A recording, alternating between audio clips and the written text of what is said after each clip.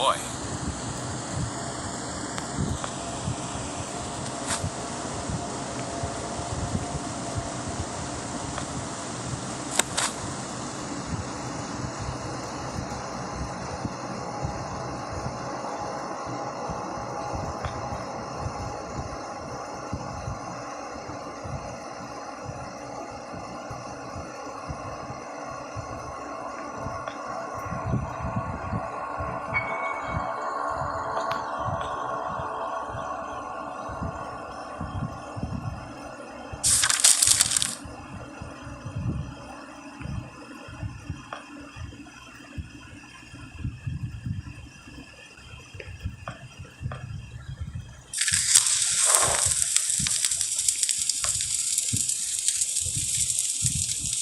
Nice.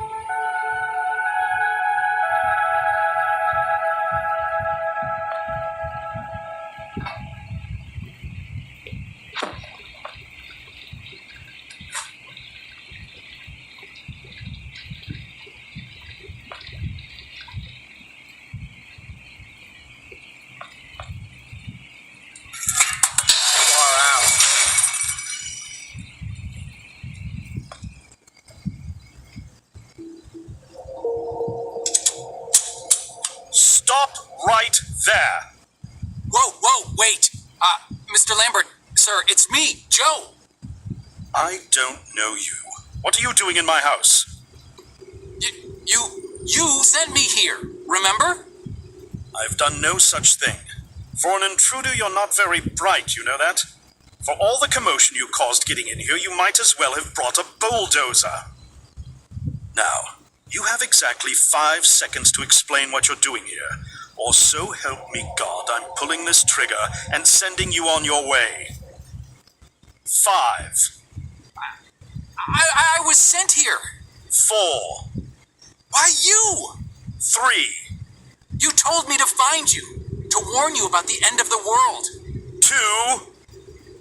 You were old, with white hair, and you got shot. Oh, God, please don't shoot me, Mr. Lambert. This, you gave me this. It's an chrono. It's a time machine. I gave you that? Yes! I've never seen anything like it. But on the back, that's my family's signet. I made this. It's simply magnificent. I gave this to you? Why? Who are you? Name's Joe, sir. I'm just a janitor at the Archon building. I found you in a room with a big, round door in the basement labs this morning, and you were dying. You said you'd come from 40 years in the future to stop the end of the world. I guess I was the only one around, so you gave me this and told me to find you and tell you all this, and I've been there. The future, I mean. A bunch of times. And you were right, Mr. Lambert. Everyone's gone. My God, so it did come to pass. They really did it, those greedy goddamn bastards. I told them this would happen. Wait, I was dying? How? You said you'd been shot. I had to actually find you at the morgue to get this address. Shot? By whom? No, wait. Don't say anything else. You succeeded in finding me, which means anything you tell me from this point on could alter the course of action that brought you to my doorstep. The less I know, the better. So, you've seen the future. What did you see? It's like a bad dream, sir. Everyone's gone. Buildings are coming apart. It's all just quiet. What happened, Mr. Lambert? It is Dr. Lambert. And considering all the effort you just went through to find me, not to mention bearing witness to the horrific outcome of the biggest breakthrough in the history of science, I suppose I owe you some kind of explanation.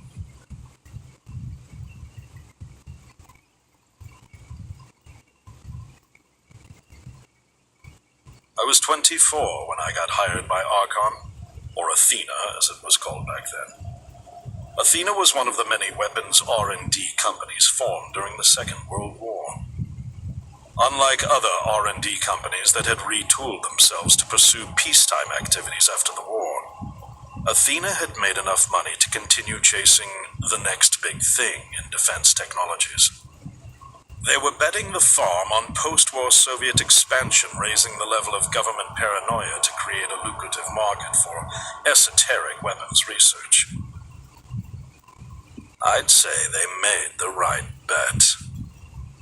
Still a theoretical physicist at MIT, my thesis on the possibility of time travel via dimensional membranes got published shortly after I was hired in 1961. Company heads were so impressed, they gave me a team and a budget. Development exceeded even my own expectations, and after only 6 years, we had the first primitive version of the time machine up and running.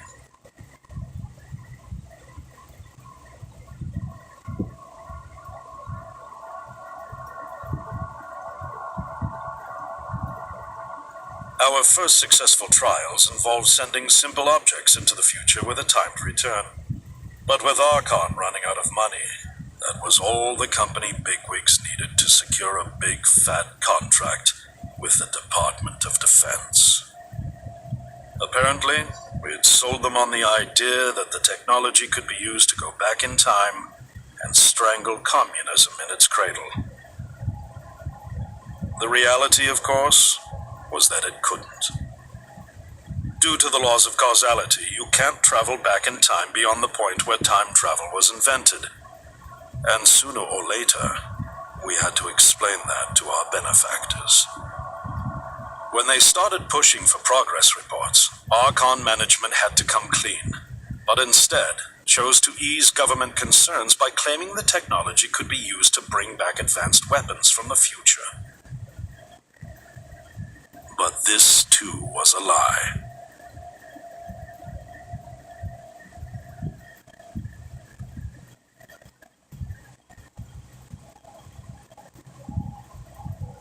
At this point, we'd already had our first of many human trials, and we knew there would be no weapons. In fact, our results were as terrifying as they were baffling. Time pilots returned frenzied and confused, raving about empty streets and human remains. At first, we assumed the city had suffered a Soviet attack in the near future and had been evacuated as a result. But as we pushed on further, the terrible reality became clear. Time pilots started returning fatally ill, dying within a day or two from painful convulsions. Some never returned. We lost several pilots, machine prototypes, and other equipment. When the first contamination erupted in the lab, we were completely unprepared, losing 3 lab technicians to what we later identified as an incredibly aggressive airborne virus.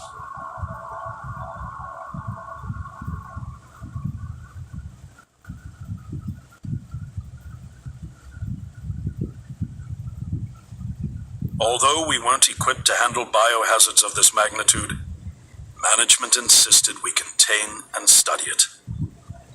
To keep our pilots and the virus alive long enough to study, we co-opted experimental cryotechnology from another project, Lazarus, and established a makeshift virus lab.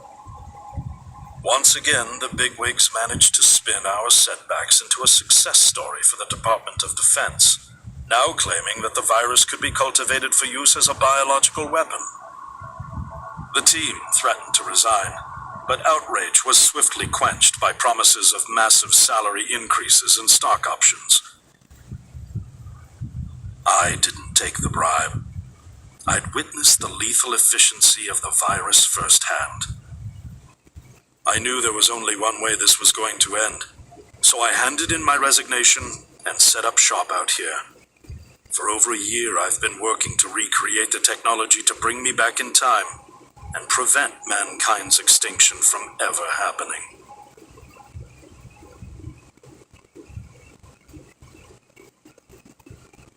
And now you're here, the harbinger of doom at my doorstep, wearing a boiler suit. Who could have imagined that Judgment Day would begin like any other Monday in May? In any case, unfathomable as it may be that you were able to bring this information to me, knowing is only half the battle. Preventing the outbreak will require more than just your tenacity. Me? Wait, what? Yes, I'm afraid I must rely on you one more time. You must go back to Archon and prevent the outbreak. No, that's, I'm really honored and everything, but... Believe me, you're the last person in the world I want to entrust with this, and I mean that quite literally.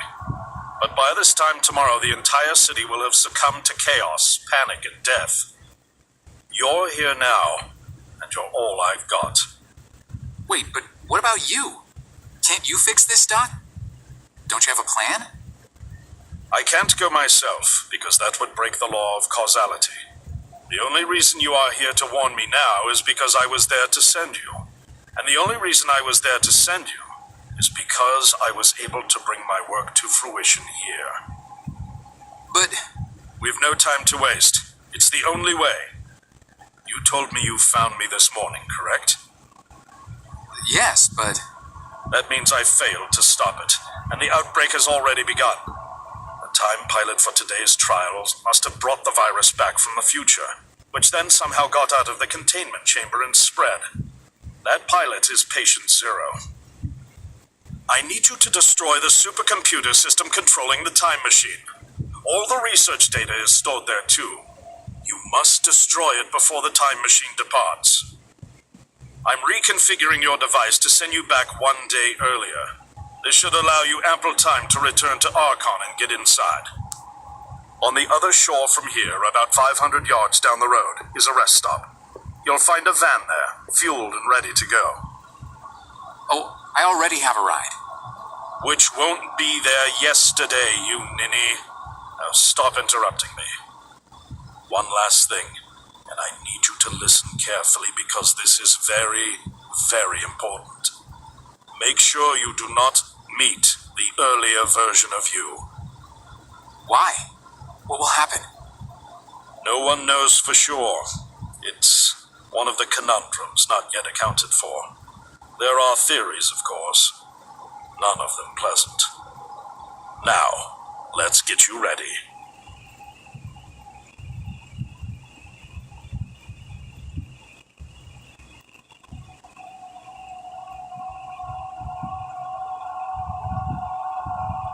How did I get myself into this? I nearly got killed trying to reach Dr. Lambert thinking he had a plan. And it turns out it's me. I'm the plan. At least I don't have to walk back. This van's not as cool as the ambulance, but it has its charm.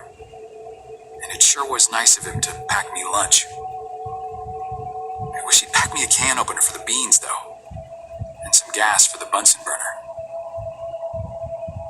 But I'm sure I'll think of something. Got several hours of driving ahead of me after all.